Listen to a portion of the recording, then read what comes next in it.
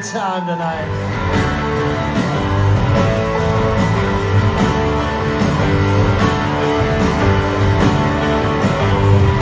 You know, the cello and Sean Berryman, they took on a walk together, ended up in Washington talking to the...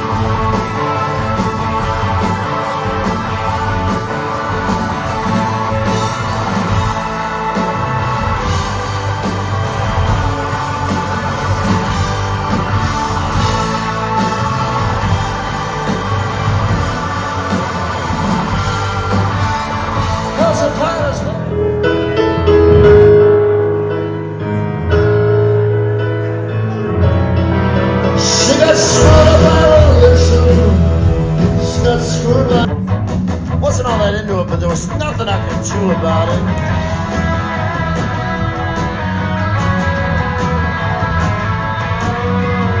Now here's a church and here's a stable.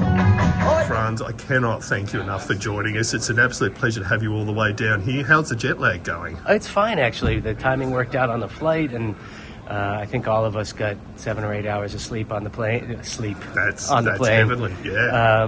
And then, you know, you arrive in the morning and just force yourself to walk around Melbourne all day, which is not the worst punishment in the world. It's definitely a good city to do so. No, look, great to have you here. And for those watching, obviously, the Hold Steady do these wonderful weekend stands. And so they're in Melbourne for the weekend. I've been thrilled to fly down to Melbourne and see them. So, Franz, as you know, you backline your gear. You're not about to cart your gear from the US, and so we've got an enormous rig here.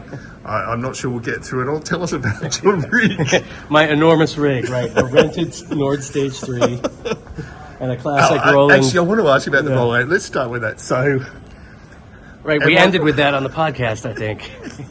I was going to say, am I safe in saying that wouldn't be your number one pick for a backline amp, or it doesn't really matter? It doesn't really matter because I'm on ears now. Yeah. So that, it's just a backup. This is just for stage sound. Yeah.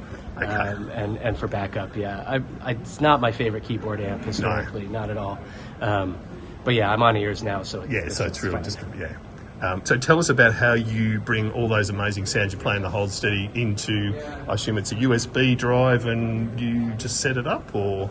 It's my laptop plugged into the USB, and they have a sound manager on the... Yep, and just transfer. And I just transfer it, and, you know, sometimes it takes longer than others, but as long as it's a stage 3...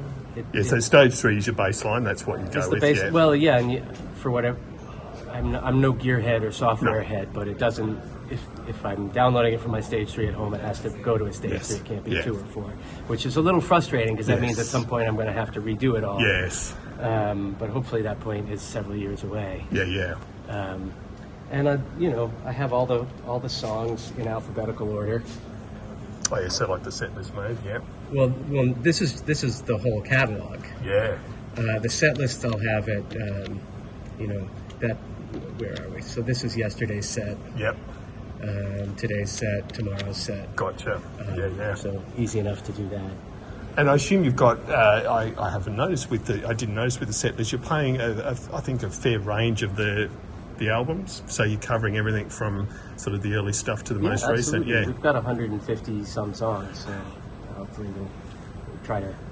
And especially since we're not doing one-nighters, we do these residencies. So for the sake of people who come to multiple nights, you mix it up. We try not to repeat too many songs. Yeah. We'll do, on a three-night residency, we'll do 75 songs, and probably 65 of them are different. Wow. Yeah, that is impressive. Yeah. And given that you're such a great band, do you tend to do audibles? Will you tend to fly by the seat of your pants if someone calls out something? Will Craig or someone say, right, we weren't planning on doing this, we're going to do this, or you try and stick? Not a ton. No. Craig doesn't like taking requests. No, which is right. I can understand sometimes that. Backstage for the encore, we'll do that. Yeah. Or we do these VIP sound checks where we take questions, and sometimes that'll cue a song, and that's right. So it's not all scripted. Yeah. But we'll get the set lists a week in advance. Yeah. Just in case there's any curveballs. Yeah, that's right. No, great stuff. And I do want to give you the opportunity to, for our listeners, and I can't think of a better book to buy over the next 6 months. Tell us about the new book coming out. Yeah, Band People, Life and Work in Popular Music is in September 2024 on University of Texas Press on their American Music series. it's a great series. They did the Hanif Abdurraqib's Tribe Called Quest book. They did I forget what some of the other, the Steely Dan book, the Papademos Steely Dan book. But yeah, band people. It's about band people. It's about the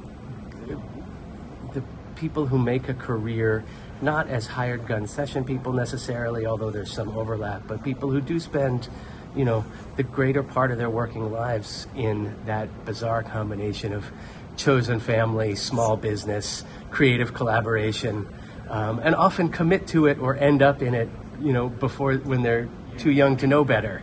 And so you're sort of evolving together. Your sense of yourself as a person in the world is evolving in all these ways. And so I just wanted to talk to other keyboardists, drummers, bass players, horn players about how they think about their role, their roles, their public profiles, their how you approach recording or performing differently, how you approach, sometimes you're stepping into a band, replacing someone who's been known there for a long time, and that's a very particular psychological thing. People with children, how do they work around that? It's sort of like what Studs Terkel did in his Working, but for working band musicians. Yeah. Brilliant. No, so we'll definitely link to the pre-order page at this stage, and I think from memory it's pre-order on Amazon and University of Texas Press, I think, directly. I can't remember. All the usual places. All the usual places, yeah. So no, definitely we'll get people onto that. And I just realised too, we better talk pedals. I mean, I think it's a fairly standard. You've obviously got sustain pedal, rotor, and program up.